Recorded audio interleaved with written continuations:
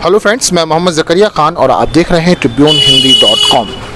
मेरे साथ हैं भाजपा के मध्य प्रदेश के बड़े नेता और सिवनी से भाजपा के 2 बार विधायक रह चुके नरेश दिवाकर जी। आपका tribune-hindi.com में स्वागत है। नमस्कार, मैं नरेश दिवाकर। पहला, जब हम अपनी इस चर्चा को आगे बढ़ाएं तो मैं चाहूँगा कि हमारे जो दर्शक हैं, विधानसभा चुनाव आ रहा है, क्योंकि आप चुनाव लड़ चुके हैं, 2 से 3 चुनाव आप लड़े हैं। मैं जानना चाहूँगा कि पहले चुनाव की टिकट के बारे में मैं सुन रहा था कि आप काफ़ी युवा थे, आपको टिकट मिली थी उस दौर पे एक बड़ा, कैसा था वो चुनाव की, मतलब किस तरह से टिकट मिली थी और क्या उस चुनाव के अनुभव थे? 1998 में भारतीय जनता पार्टी से सिवनी विधानसभा के प्रत्याशी के रूप में मैंने चुनाव लड़ा। उसके पहले मैं भारतीय जनता पार्टी की जो युवा इकाई होती है जी, जिसको भारतीय जनता युवा मोर्चा बोलते हैं, उसके ज़िले का अध्यक्ष था जी। और अध्यक्ष रहते हुए मैंने सारे ज़िले में संगठन का काम किया था और उसके कारण स्वाभाविक रूप से कार्यकर्ताओं में, आम जनों में एक राजनीतिक के रूप में मेरी इमेज बन चुकी थी।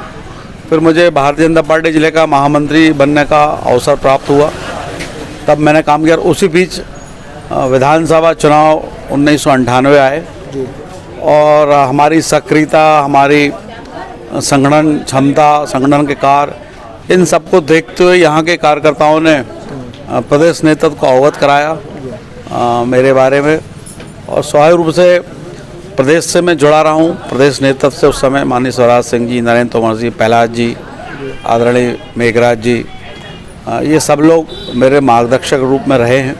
इनके साथ ही मुझे काम करने का अवसर मिला है और उन्होंने मुझे यह अवसर प्रदान किया। भारतीय जनता पार्टी में टिकट कोई मसला नहीं होता, योग्यता के हिसाब से, सक्रियता के हिसाब से प्रत्याशी बनाया जाता है और मुझे उसके लिए कहीं या मेरे कार्यकर्ताओं को टिकट लाने के लिए, प्रत्याशी बनने के लिए कहीं कोई विशेष प्रयास नहीं करने पड़े। अच्छा, एक खास चीज़ मैं आपसे पूछना चाहूँगा, हर चुनाव का कोई ना कोई अनुभव होता है। आप इतने चुनाव लड़े तो कोई तो ऐसी चीज़ होगी जो आपको याद आती है कि हाँ, इस चुनाव में ये चीज़ बड़ी ज़बरदस्त हुई थी जिसको भूला नहीं जा सकता। नहीं, स्वाभाविक तौर पर ऐसे बहुत सी बातें होती चुनाव के दौरान। 1998 में चुनाव लड़ा, उस समय सबसे अच्छी बात कहती कि सिवनी विधानसभा में कुरई विकास खंड था। आज सिवनी विधानसभा में कुरई नहीं है, कुरई जो विकास खंड है वो बरघाट में चला गया।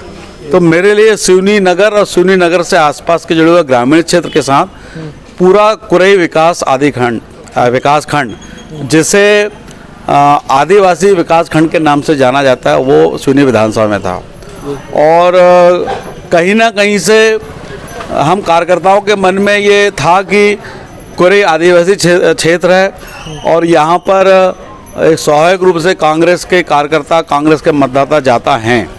तो मेरे मन में था कि कुरई में काम करने का पता नहीं कैसा परिणाम आएगा, कैसा होगा। लेकिन जिस दिन से मैंने कार्य करना चुनाव की दृष्टि से, संगठन की दृष्टि से प्रारंभ किया, तो कुरई, गोपालगंज, सुकतरा, मोहगांव, खवासा, ये पूरे जो राष्ट्रीय राजमार्ग के गांव हैं और आसपास के, यहाँ मुझे मित्रों का, कार्यकर्ताओं का असीम सहयोग मिला और मेरी 1998 की महत्वपूर्ण जीत में इस विकास खंड का बहुत अच्छा योगदान रहा, बहुत बड़ा रोल था, जिसको मैं कभी भूल नहीं सकता। दूसरे चुनावों में भी कुरई के मित्रों ने हमारे बैठे हैं, हमारे साथी यहाँ, उन सब का स्नेह मेरे साथ था और उसके कारण मुझे एक बहुत अच्छी टीम मिली यहाँ काम करने के लिए और उन सब लोगों ने मुझे प्रत्याशी के रूप में पाकर सहयोग प्रदान किया और उन सबके सहयोग से मैं बहुत अच्छी तरह से चुनाव जीता। चीज़ मैं आपसे यहाँ जो पूछना चाहूँगा कि आपका, अभी आपने स्कूल की बात की, आपके मित्र के स्कूल के,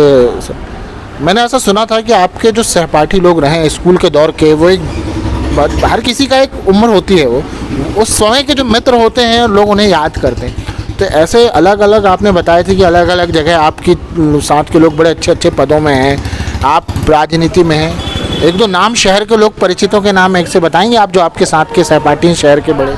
नहीं, बहुत सारे मित्र हैं जो मेरे साथ पढ़े हैं। अशफाक भाई का नाम तो मैं बता ही चुका हूँ। हमारे मिशन हाई सेकेंडरी स्कूल से वास्तविक हमारी पढ़ाई चालू हुई थी, जिसमें प्रदीप अनवेकर थे, गर्ग करके हमारे एक मित्र थे, रूपचंद सनोडिया हमारे साथ पढ़े हुए हैं। ये अजय ढबले जी जो मिशन स्कूल के प्राचार्य हैं वो हमारे साथ पढ़े हैं, और लगभग सभी मित्र मेरे जो हैं वो राजनीति में मेरे अलावा कोई नहीं है। मुझे राजनीति में आने का सौभाग्य मिला, सेवा का अवसर मुझे मिला। बाकी सब लोग कोई इंजीनियर हैं, कोई डॉक्टर हैं और कोई अलग अलग सर्विसेज में हैं। वो सब अपने अपने स्थान पर बहुत अच्छे कुशलतापूर्वक अपने कर्तव्यों का निर्वहन कर रहे हैं। अब मुझे हमेशा याद करते रहते हैं। उनका एक ग्रुप भी, हम लोग का व्हाट्सएप का ग्रुप भी है और हम लोग लगातार एक दूसरे से। अच्छा, एक चीज़ मैं पूछना चाहूँगा, विधानसभा चुनाव आ रहे हैं, दावेदारी किए हैं क्या आपने? नहीं, मैंने कहा ना, हमारे यहाँ टिकट के लिए या किसी प्रकार के दावेदारी जैसा कोई प्रथा नहीं है भारतीय जनता पार्टी में। जी। भारतीय जनता पार्टी अपने मापदंडों पे जिसको खरा समझती है, देखिए जीतने की क्षमता देखती है कि किस कार्यकर्ता में जीतने की योग्यता है, कौन पार्टी के प्रति निष्ठावान है, कौन संगठन में सक्रिय है। इन सब बातों को देखते हुए पार्टी प्रत्याशी बनाती है और उसके अनुरूप फिर हम लोग चुनाव की तैयारी में उसको अपना कैंडिडेट में, जो भी कैंडिडेट होता है उसके लिए काम करने में जुट जाते हैं।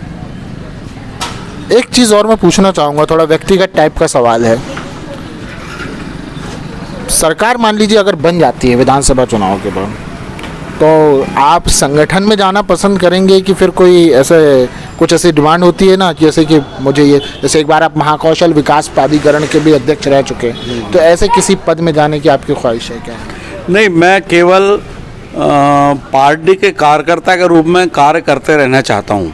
ये पार्टी नेतृत्व तय करता है कि मुझे संगठन में जाना है, या जिसको आप सत्ता बोल रहे हैं कि महाकौशल विकास प्राधिकरण या निगम मंडल या अन्य जो महत्वपूर्ण स्थान प्रशासकीय शासकीय पद होते हैं वहाँ जाना है। ये हम लोग तय नहीं करते, ये प्रदेश नेतृत्व तय करता है कि कौन सा व्यक्ति कहाँ के लायक है और उसके हिसाब से उसका चयन किया जाता है।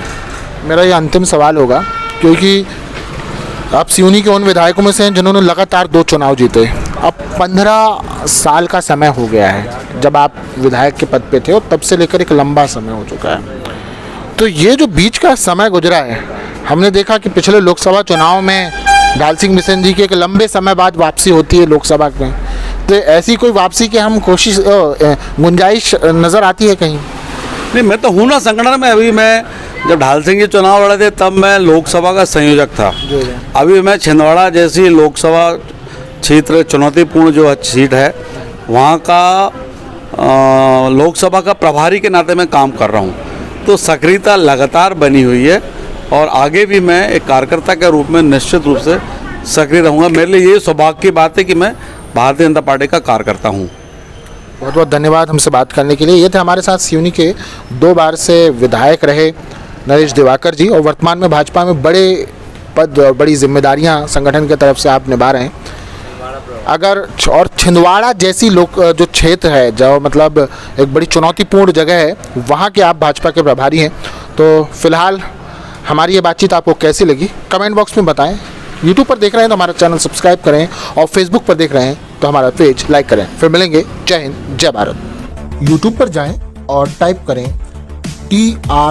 TRIBUNEHINDI.com और फिर tribunehindi.com चैनल को सब्सक्राइब करें, साथ ही बेल आइकॉन भी जरूर दबाएं।